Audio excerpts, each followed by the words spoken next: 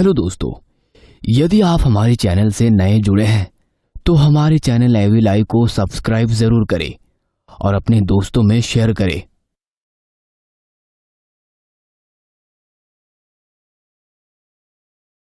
ये रात रणवीर और राधिका की जिंदगी की सबसे खास रात थी। राधिका घूंघट ओढ़े सेज पर बैठी हुई थी। कमरे में चारों तरफ दिए की रोशनी और फूलों की खुशबू फैली हुई थी। रणवीर उसके करीब गया और धीरे से उसका घूंघट उठाया। राधिका ने नजरें नीचे कर रखी थी। यह देख रणवीर ने उसका चेहरा अपने हाथों में थामा और राधिका ने अपनी नजरें उससे मिलाई। उसकी खूबसूरत मुस्कान देखकर रणवीर के दिल पर मानो 1000 छुरियां एक साथ चल गई थी। वह मुस्कुराया और अपना चेहरा धीरे से उसके करीब ले गया। राधिका ने अपनी आंखें बंद की और दोनों के होठ एक दूसरे को छू गए। उसके बाद रणवीर ने उसके गले पर प्यार से अपना हाथ रखा और उसको लेटा दिया। फिर धीरे से उसके करीब लेटकर उसको प्यार करने लगा और इसी तरह उनका खूबसूरत लम्हा शुरू हुआ। उसी रात तकरीबन 3 बजे गौरव अपने कमरे में झुंझुलाया सा बैठा हुआ था। कैसा भाई है साला, छोटे भाई की एक बार शादी नहीं हुई और ये दूसरी भी कर लाया, और लड़की भी क्या मस्त मिली है इसको। गौरव की आंखों में राधिका की तस्वीर घूम रही थी और वो ना चाहकर भी उसी के बारे में सोचे जा रहा था। काश काश राधिका मुझे मिल जाती। वो अभी इसी सोच में डूबा हुआ था कि किसी ने दरवाजे पर नॉक किया। इस समय कौन मरने आ गया यार, कहते हुए उसने घड़ी की तरफ देखा और फिर उठकर दरवाजा खोला। सामने राधिका अपने वही दुल्हन वाले जोड़े में उसके सामने खड़ी थी, लेकिन उसका दुपट्टा इस टाइम उसके सर पर नहीं था। तुम यहाँ? गौरव ने इतना ही कहा था कि राधिका ने उसके होठों पर अपना हाथ रख दिया और फिर अंदर आकर दरवाजा बंद कर दिया। आप यहाँ क्या कर रही हो? सुनकर राधिका मुस्कुराई और बोली, मैंने सब सुन लिया है कि तुम क्या कह रहे थे। काश राधिका मुझे मिल जाती। हाँ, सुनकर गौरव डर सा गया और बोला, वो तो मैं बस। इतना सुनते ही राधिका ने उसके सीने पर हाथ रखकर उसको बेड पर धक्का दे दिया। तुमको डरने की और ज्यादा शरीफ बनने की कोई जरूरत नहीं है। मैंने नोटिस किया था कि गृह प्रवेश के टाइम तुम मुझे किस निगाह से देख रहे थे। सुनकर गौरव मुस्कुराया और उसके करीब जाकर बोला, लेकिन रणवीर इस टाइम क्या कर रहा है? उसने तुमको यहाँ आते हुए देखा तो नहीं? नहीं, वो सो चुका। इतना कहकर राधिका भी बेड पर उसके पास बैठ गई। गौरव ने राधिका की पतली कमर में हाथ डाला और उसको प्यार करने लगा। राधिका के हाथ भी गौरव की कमर पर बेतहाशा चल रहे थे। काफी देर तक उनके कमरे की लाइट ब्लिंक करती रही। जब गौरव थोड़ा होश में आया तो उसको महसूस हुआ कि राधिका का शरीर बर्फ के जैसा ठंडा हो रहा है। राधिका हटो। गौरव ने उसको हटाने की कोशिश की, लेकिन उसने गौरव को बहुत मजबूती से पकड़ा हुआ था। छोड़ो छोड़ो मुझे। और गौरव को उसकी पकड़ से दर्द होने लगा था। बस क्या इतना ही प्यार आ रहा था मुझ पर? सिर्फ इतने में ही जी भर गया। कहते हुए उसने गौरव का गला पकड़ा और उसको जमीन पर पटक दिया। और जब गौरव ने उसका भयानक आकार देखा तो उसके मुंह का राधिका की आंखों की पुतलियां गायब हो गई थी और वो लाल नजर आ रही थी। उसके चेहरे पर सफेदी आ चुकी थी और वो भयानक मुस्कान लिए गौरव को देखे जा रही थी। गौरव बहुत जोरों से चिल्लाया और भागकर दरवाजे की तरफ भागा, लेकिन वो दरवाजा बंद था। इससे पहले ही राधिका ने उसकी गर्दन पकड़ और फिर कस के उसके गले लग गई। मुझे कस के गले लगा लो गौरव, कस के। कहते हुए उसने अपनी पकड़ और कस ली। गौरव खुद को छुड़ाना चाहता था, लेकिन वो नाकाम रहा। उसको अपनी पसलियां चटकती हुई महसूस हो रही थी। थोड़ी देर तक चिल्लाने और छटपटाने के बाद उसके मुंह से खून की धार बह निकली और उसने वहीं दम तोड़ दिया। उसके मरते ही राधिका ने उसको छोड़ दिया और उसका शरीर जमीन पर गिर पड़ा। सुबह जब रणवीर उठा तो उसने देखा कि गौरव घर पर कहीं नहीं है, लेकिन उसको इस बात से कोई परेशानी नहीं हुई, क्योंकि गौरव अक्सर अपने मूड के हिसाब से कहीं कहीं दिनों के लिए घर से बिना बताए गायब हो जाया करता था। दोपहर के टाइम किसी ने घर के दरवाजे पर नॉक किया। रणवीर ने जाकर दरवाजा खोला तो सामने गांव के सरपंच का बेटा प्रताप खड़ा हुआ था। अरे प्रताप भैया, आइए आइए, कहते हुए रणवीर ने उसको अंदर बुलाया और फिर दोनों हॉल में बैठकर बातें करने लगे। रणवीर उससे बात तो कर रहा था, लेकिन उसके चेहरे पर एक अजीब तरह की घबराहट सी नजर आ रही थी। राधिका सर पर साड़ी का पल्लू रखे हुए दोनों के लिए पानी लेकर आई। प्रताप उसको ऊपर से नीचे तक ललचाई नजरों से देखने लगा।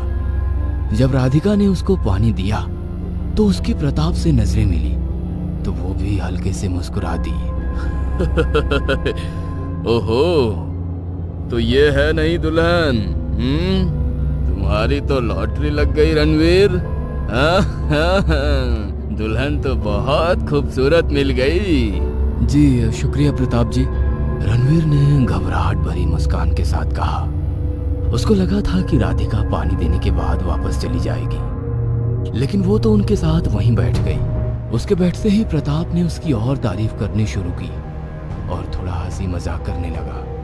राधिका भी उसके साथ किसी नई नवेली दुल्हन के जैसा शर्मिला रिएक्ट नहीं कर रही थी, बल्कि अच्छे से बातें कर रही थी। यह देखकर पता नहीं क्यों रणवीर के चेहरे पर काफी परेशानी नजर आ रही थी।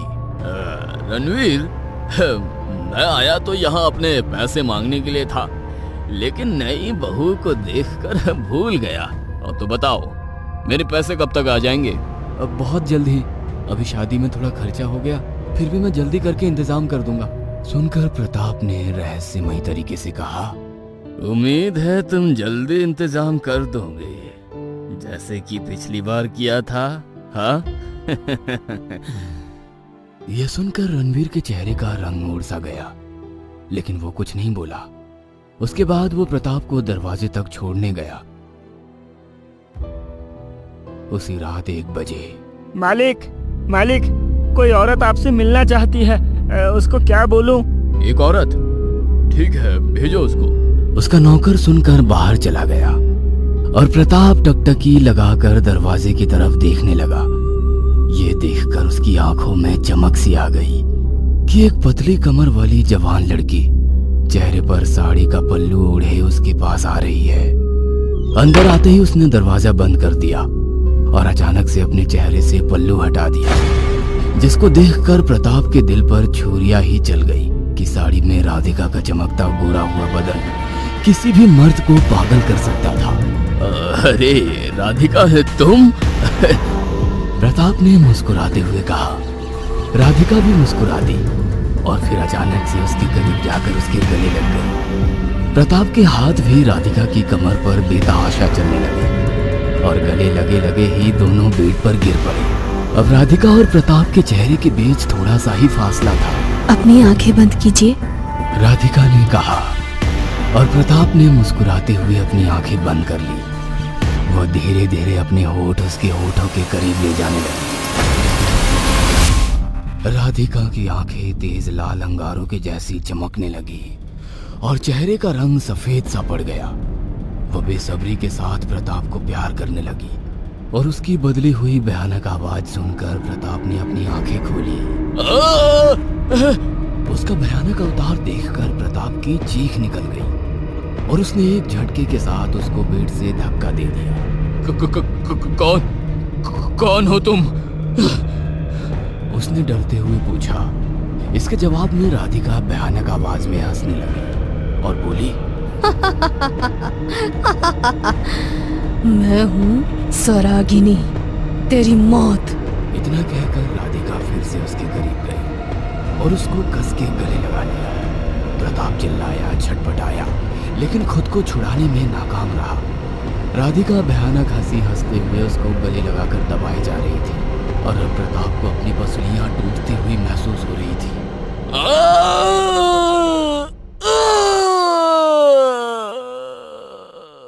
एक आखिरी चीख के साथ प्रताप के मुंह से खून निकला और फिर वो अपनी जान से हाथ धो बैठा। राधिका ने उसकी लाश को जमीन पर पटक मारा और उसके सामने खड़ी होकर जोर जोर से हंसने लगी।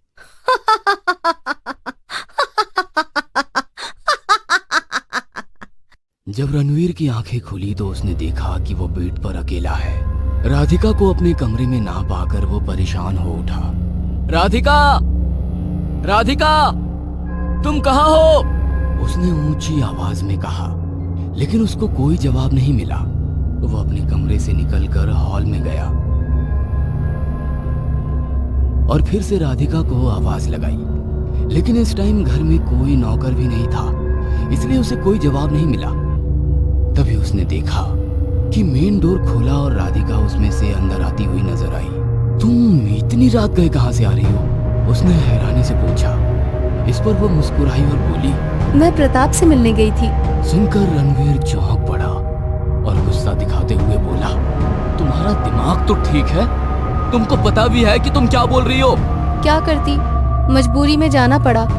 आप उससे कर्जा लिए थे और चुकाने का आपके पास इंतजाम भी नहीं था, इसीलिए आपका कर्जा माफ करने की बात करने उसके पास गई थी।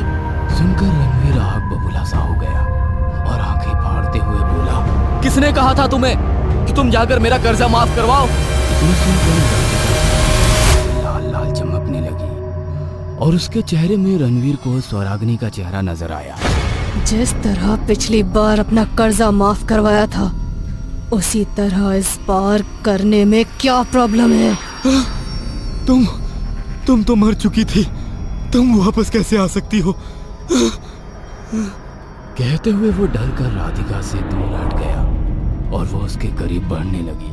क्यों नहीं आ सकती? तुम्हारा कर्जा माफ करवाने के लिए आना पड़ा रणवीर। कहते हुए उसने रणवीर का हाथ पकड़कर अपनी ओर खींचा, लेकिन रणवीर ने डर के मारे उससे हाथ छुड़ाया और बोला, तुम वापस नहीं आ सकती, नहीं आ सकती। उसके इतना चिल्लाने के बाद ही अचानक से राधिका नॉर्मल हो गई। उसके शरीर से अब वो आत्मा निकल चुकी थी जो उसको प्रोसेस कर रही थी। कौन मर गई थी रणवीर? सुनकर रणवीर डरी हुई निगाह से उसको देखने लगा। राधिका चिल्लाई, मैंने पूछा कौन थी वो? सुनकर रणवीर की आंखों से आंसू निकले और फिर वो बोला, मैं और स्वराग्नि एक दूसरे से बहुत प्यार करते थे। 3 साल की रिलेशनशिप रखने के बाद वो मुझसे शादी करना चाहती थी, लेकिन मैं बहुत बुरी तरह से प्रताप से लिए कर्जे में डूबा हुआ था और मेरे अलावा गौरव ने भी प्रताप से कर्जा ले रखा था, इसलिए मैं शादी के लिए अभी तैयार नहीं था। जब वक्त ज्यादा हो गया तो प्रताप हमारे घर आया और धमकाते हुए बोला कि अगर 1 महीने के अंदर उसके पैसे उसको नहीं दिए गए तो वो हमारे घर को छीन कर अपने हिस्से में लगा लेगा और अपना कर्जा वसूल कर लेगा। गौरव और मैं बहुत परेशान थे। एक दिन गौरव ने मुझसे कहा, भैया 1 महीने के अंदर तो क्या, हम 1 साल में भी इतना नहीं कमा सकते जितना कर्जा हमने उससे ले रखा है। अब मुझे इस मुसीबत से निकलने का सिर्फ एक ही रास्ता नजर आ रहा है। रास्ता? कौन सा रास्ता? प्रताप को नई नवेली दुल्हनें बहुत पसंद है। उनको देखते ही वो अपने होश खो बैठता है। आपको सुनने में बुरा तो लगेगा, लेकिन हमें इस मुसीबत से निकलना है तो यही करना पड़ेगा। क्या कहना चाहते हैं? आप स्वराग्नि से शादी कर लो और शादी के बाद सुहागरात के समय उसके कमरे में आप अपनी जगह प्रताप को भेज देना। मैं उससे बात कर लूंगा, वो इस सौदे के लिए इनकार नहीं करेगा। बस एक बार वो स्वराग्नि के साथ सुहागरात मना ले तो जितना टाइम हम मांगेंगे वो हमें दे देगा। उसकी बात सुनकर मुझे एक पल को गुस्सा तो आया, लेकिन मजबूरी में आकर मैंने उसकी बात मान ली। हमारी शादी के दिन स्वराग्नि बहुत खुश थी। फिर जब शादी की रात प्रताप उसके कमरे में गया तो उसके होश उड़ गए। मैंने कमरे का दरवाजा बाहर से बंद कर दिया।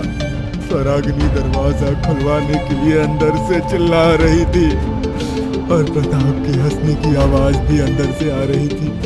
मैं बेबस था, इसलिए मैंने दरवाजा नहीं खोला और दूसरे कमरे में जाकर अपने कान बंद करके सोने की कोशिश करने लगा। उस रात स्वराग्नि की रात प्रताप के साथ बीती और सुबह का मंजर देखकर हम तीनों के होश उड़ गए। प्रताप के सोने के बाद स्वराग्नि ने अपने हाथ की नस काट कर आत्महत्या कर ली थी। इसका पता हमें सुबह चला।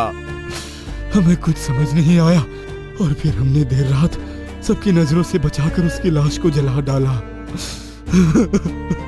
इतना कहकर रणवीर चुप हो गया और राधिका के चेहरे पर गुस्से और हैरानी की भाव एक साथ नजर आने लगे। तुम जैसे घटिया इंसान को शादी करने का कोई हक नहीं।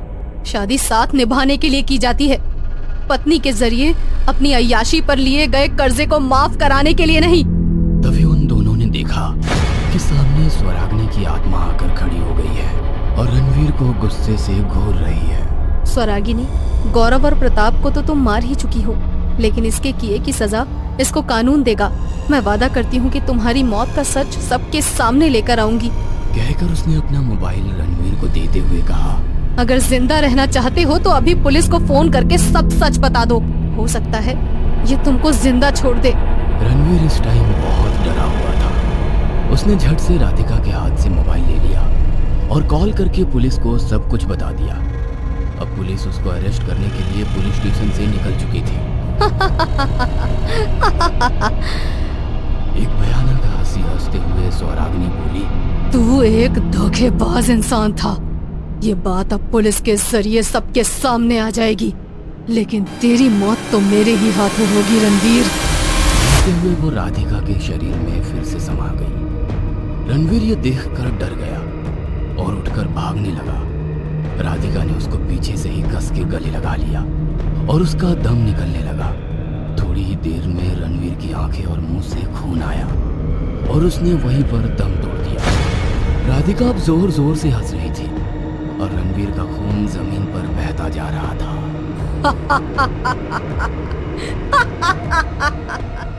हेलो दोस्तों, यदि आप हमारे चैनल से नए जुड़े हैं तो हमारे चैनल एवी लाइव को सब्सक्राइब जरूर करें और अपने दोस्तों में शेयर करें